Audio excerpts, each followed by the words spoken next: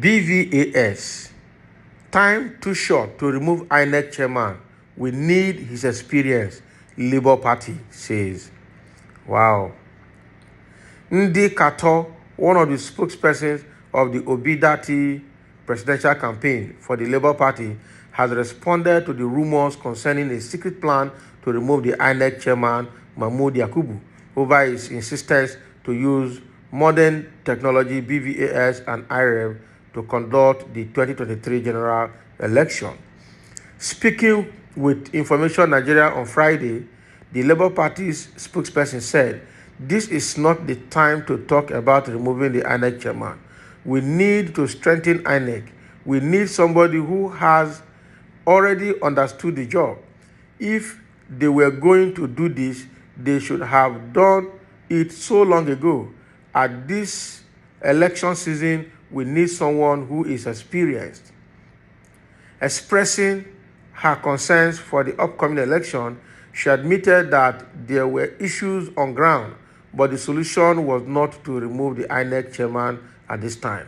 We are already dealing with issues with the new state resident electoral commissioners who have to learn the job just a few months to election.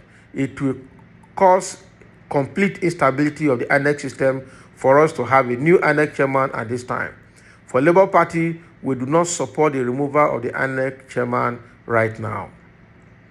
We don't completely trust this system, and that is the truth, but we are hoping, because based on the things we have seen, like the underage voters we have seen, we are not saying we are 100% or we 100% trust what INEC is doing, but we are hoping that our system is strengthened, able to hold this election. And one of the signs is that we do not change a chairman at this time. How do we get someone who understands the job at this time? That is not going to happen, the spokesman stated. So Labour Party is coming. There has been a rumor that the government has a plan to remove the INEC chairman or to change him. All right. So the Labour Party is coming out to say this is not the best time to do that, because this guy, the current INEC chairman, Mahmood Yakubu, has actually learned through the ropes. He has learned the ropes and then understood the process, and it's under his leadership that this issue of BVAS and the IReV system is being put in place. So he is the best to administer it. He has done the pilot testing in Ekiti State and Osun State and has seen how it worked, and has taken both the good and the bad and now strengthening the process. So what the Labour Party is saying that based on these experiences that Yakubu has gotten, the best thing is to have him run through the entire general election come 2023. He has all the experience that is needed. At this time, it's not the time to remove such person, because it will cause huge instability and that will frustrate the process. All right, and it will not be easy to hire another person that has an experience like he has. All right, but then apart from the Mahmood Yakubu, we have the RECs, the resident electoral commissioners in each of the states, that are also learning through the ropes, and it is this Mahmood Yakubu that is going to, mentor them, tutor them, and guide them, coach them on how to run the process. So if you remove someone like Mahmood Yakubu, who is most conversant and most skilled person to handle this process, then you would destabilize the system. Actually, the rumor came at the heels of some political bigwigs trying to remove him so as to have their way to rig the election and also scuttle the process of using these BVAS devices. All right, but again, I think INEC has come in a separate note to say it's a rumor and it's not going to happen. But we're yet to verify that. We'll check that. Okay, so Labour Party's position is that this is not the time to change an INEC chairman. This is not the time to change an INEC chairman at all. It's not the time to change an INEC chairman. So Ndi Kato, one of the spokespersons of the Obidati presidential campaign is the person speaking here on behalf of Labour Party. Okay, so the way it's going to happen is that the current INEC chairman Mahmood Yakubu will complete the process by himself, will run the process by himself, and then conduct the election very well. We look at all the challenges that we have on ground right now. He is the best person that will be able to handle it, because with the current challenge we have now, especially arsonists, taking down most INEC offices and all the election materials inside the offices it's a huge one. So Mahmood Yakubu has gone a long way with the security operatives, with all party leaders and all stakeholders in the country to make sure things work. You can't just bring in somebody when the election is almost less than 100 days away to be conducted. We can't afford to take that risk at this time. So that is what Ndekato is saying. So, and everybody agrees to that. I personally agree to that. You cannot remove the INEC chairman at this time. And we hope it remains a rumor, just like it's been said it's a rumor.